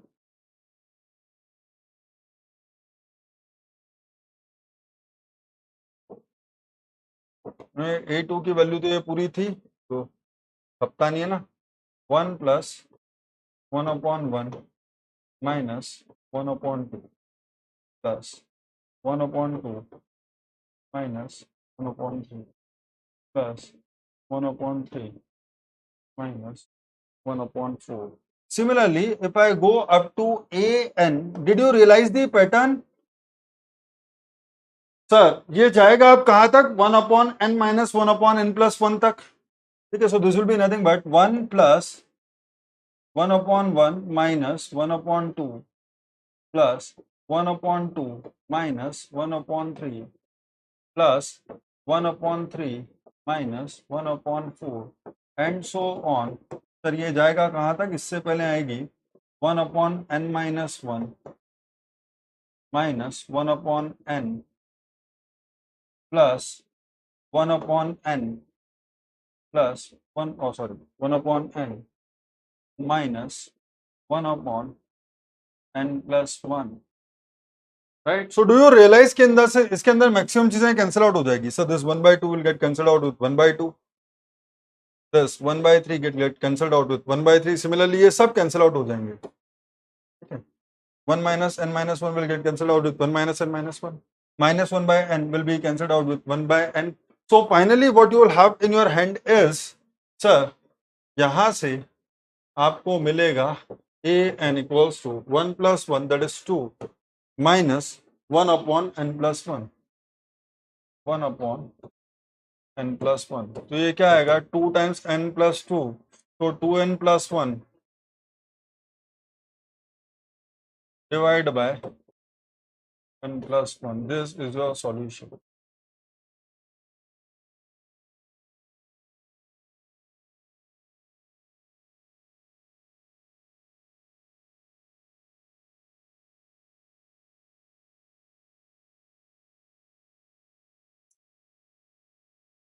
Make sense?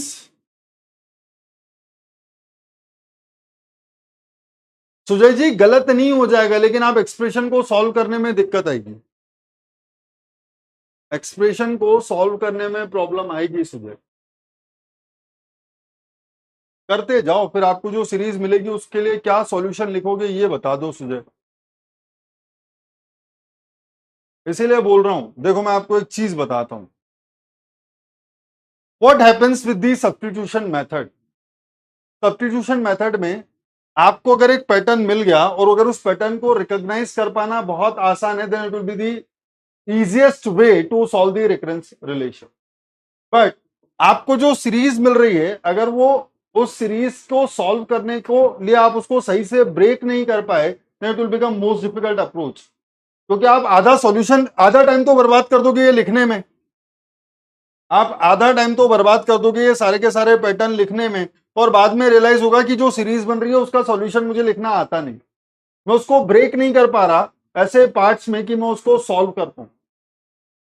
Getting the problem? समझ में आ रहा है क्या इशू है विद सब्स्टिट्यूशन मेथड.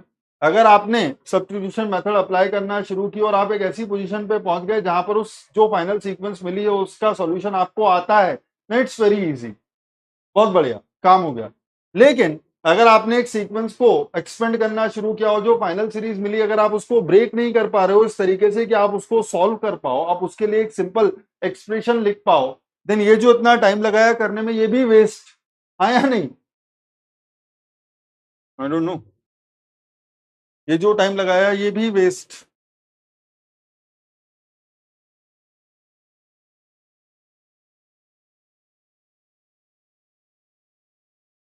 चलो एनीवे, बट अगर कुछ समझ में ना आए, बट अगर कुछ भी, यस सर, तो फिर वी डोंट लूज. ब्रज यू डोंट यूज, बट आधा टाइम वेस्ट करने के बाद अगर आपको समझ में आए कि नहीं हो रहा तो फिर क्या फायदा है. बट एनीवे, इस टाइप के अप्रोच, इस टाइप के जो क्वेश्चंस होंगे उसके अंदर you will be left with no other choice. But ये जो मैंने किया है यही करना पड़ेगा. हम प्रैक्टिस के साथ समझेंगे, जब हम क्वेश्चंस करेंगे तो हम ये समझने की कोशिश करेंगे कि कब सब्स्टिट्यूशन मेथड लगाना है और कब नहीं लगाना है. क्वेश्चन को देख करके ये समझ में आना चाहिए कि इस क्वेश्चन के ऊपर सब्स्टिट्यूशन मेथड लगाना है या तो फिर इस क्वेश्चन के ऊपर सब्स्टिट्यूशन मेथड नहीं लगाना. Anyway, next concept is method of characteristic roots. मैं पहले ही बोल देता हूं, if I start this if I start this concept of method of substitution, method of characteristic root, I'll take at least 2 hours. I'll take at least 2 hours. दूसरी problem, मैंने शुरू किया तो मैं खत्म किए बिना रुकूंगा नहीं. प्रॉब्लम ये है कि 1.5 घंटे तो आपको कुछ समझ ही नहीं आएगा. नहीं आएगा मतलब मैं लिख के दे रहा हूं, 1.5 घंटे किसी को कुछ समझ में नहीं आएगा. अगर किसी ने पास्ट में इसमें कुछ देखा हुआ है देन इट्स परफेक्टली फाइन. आपको 1.5 घंटे तक कुछ भी समझ में नहीं आए. मतलब बुरा मत मानना, मतलब टीचर ऐसा कहे आपको अच्छा नहीं लगेगा, बट ये स्टोरी है और ये सत्य है कि ये 1-1.5 घंटे तक जब तक मैं बोलूंगा आप में से आधे लोग सर पटक लेंगे कि ये पागल हो गया है, आदमी सामने खड़ा हुआ कुछ तो भी किए जा रहा है, कुछ तो भी किए जा रहा है, बोल रहा है रट लो रट लो रट लो रट लो रट लो रट लो रट लो, है ना.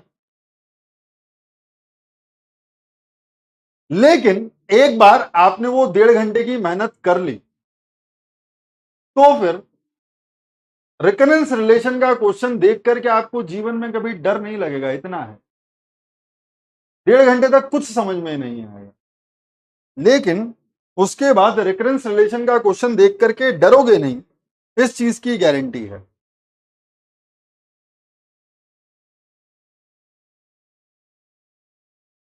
So without thinking too much, मैं एक सिंपल पोल लूंगा दैट विल बी स्टार्ट.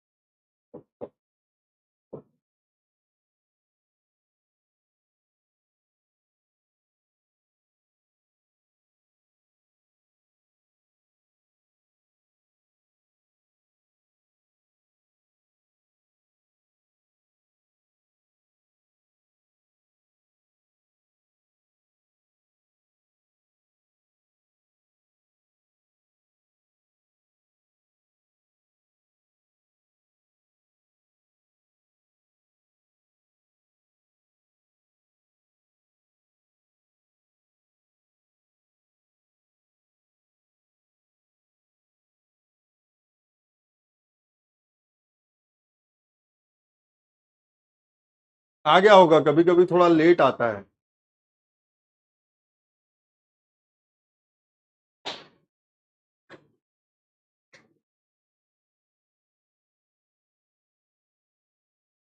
नहीं धीरज, क्लास तो आज तो शेड्यूल नहीं हो पाएगी, फिर वो अगर होगा भी तो फिर हम सैटरडे को 2 क्लास शेड्यूल करेंगे, लेकिन अभी तो नहीं हो पाएगा क्योंकि एकदम अब्रप्ट उनको बोलूंगा कि ये क्लास शेड्यूल कर दो, it will be very difficult for them as well.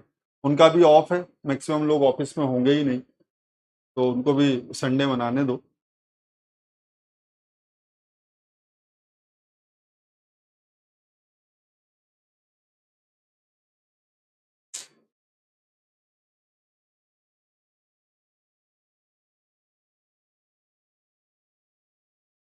No वाले जीत गए.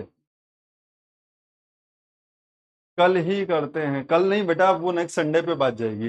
एनीवे नेक्स्ट सैटरडे संडे पे जाएगी, कल तो कुछ है ही नहीं, कल ही करते हैं. चलो ये भी बेटर है, नेक्स्ट क्लास में ही करते हैं, क्योंकि अदरवाइज 7 दिन के ब्रेक के बाद आप में से मैक्सिमम लोग इस कॉन्सेप्ट को भूल जाएंगे. और जब मैं आपसे फिर नेक्स्ट वीकेंड में पूछूंगा कि ये आता है तो आधे लोग भूल जाएंगे. तो नेक्स्ट क्लास में एक साथ करेंगे पूरा, जाने देते हैं, कोई बात नहीं. मान लेते हैं यार, कई बार बेचारे तुम लोग जो यस वाले हो वो 60% पे आते हैं तो नो वाले कॉम्प्रोमाइज करते हैं ना. तो जो जीता वही सिकंदर वाली बात है, तो नो वाले जीते तो उनको जीतने देते हैं. कल क्यों ऑफ होगा भाई, ऐसे छोटी छोटी चीजों पे ऑफ मत मांगा करो. कल क्यों ऑफ होगा, कल कोई ऑफ नहीं होगा. थर्ड मेथड पहले कर सकते हैं क्या? नहीं ऋतुराज जी, वो तो कॉन्सेप्ट ही एकदम अलग है. जब तक जनरेटिंग फंक्शन ही समझ में नहीं आएगा तब तक उसका यूज करके, वो एक अलग चैप्टर है. वो डिस्क्रीट मैथमेटिक्स में कॉम्बिनेटोरिक्स का एक अलग पार्ट है.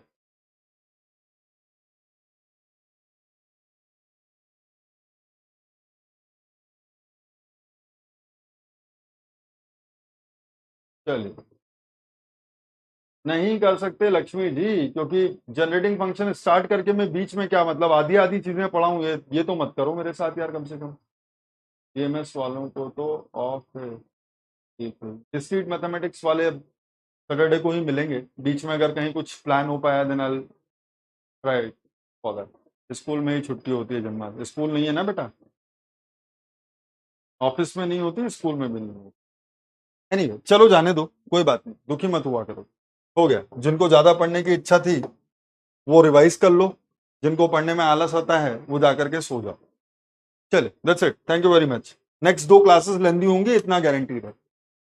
नेक्स्ट 2 जो क्लासेस हैं वो लेंदी होगी, इट इज फॉर श्योर, तो उतना रेडी रहिएगा। चले, बाय बाय। अरे कल कैसे ऑफ होगा, जब मैं DBMS की क्लास लूंगा तो ऑफ कैसे होगा? मैंने तो डिसाइड कर रखा है ना कि मैं क्लास लूंगा। ऑफ हुआ तो ऑफिस में कुछ हो सकता है, मेरी तो कल DBMS की क्लास है, इट इज प्री डिफाइंड। मैं सैटरडे संडे का वेट कर रहा हूँ, आप लोग बोल रहे हो कि क्लास नहीं होगी। सर 9 बजे के पहले होगा,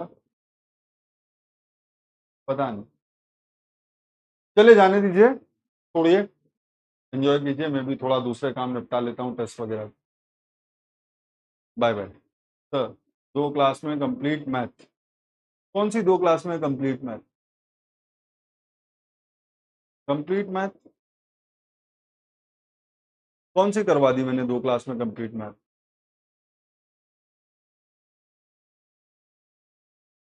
जाओ जाओ भाई, रिवाइज करो। अचानक से आकर के कुछ भी मत बोला करो, मुझे डर लगने लगता है आपके चक्कर में कुछ भी बोल देते हो। बाय।